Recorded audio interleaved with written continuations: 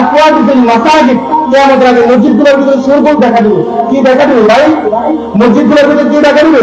শোরগোল দেখা দিবে। মসজিদে হইচই করবে, মসজিদ কমিটি হবে সুদখোর, মসজিদ কমিটি হবে ঘুষখোর, মসজিদ কমিটি হবে লুচ্চা বদমাশ, মসজিদ কমিটি হবে ইমামের সাথে, মসজিদের কমিটি ইমামের সাথে টক্কর দিবে, ইমামের সাথে উঁচু আওয়াজে কথা বলবে, আলেমের সাথে জোরে আওয়াজে কথা বলবে। রাসূল বলেন, এমন তো অবস্থায় তোমাদের সামনে যখন আসবে তোমরা মনে করবা কিয়ামত অনেক নিকটে। কিয়ামত অনেক কি ভাই? অনেক। বলেন তো মসজিদের ভিতরে শোরগোল দেখা যায় কিনা? কিছু লোক ইমাম সাহেবের সাথে টক্কর দেয় কিনা? কিছু লোক যারা ঘরের ডোর সাথে না করে ইমাম সাহেবের সাথে দাঁড়িয়ে দেয়। এই ইমাম সাহেব মসজিদের ফ্যান করে রাখা, এই ইমাম সাহেব মসজিদ অপরিষ্কার কেন?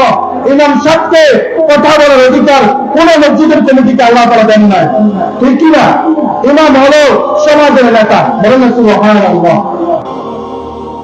এজন্য এরকম পরিবেশ তোমাদের সামনে যখন আসবে, রাসূলুল্লাহ সাল্লাল্লাহু আলাইহি ওয়াসাল্লাম বলেন কিয়ামত তখন আল্লাহ তাআলাই জানেন। কিন্তু এরকম অবস্থা যখন তোমাদের সামনে আসবে মনে করবে কিয়ামত অনেক নিকটে।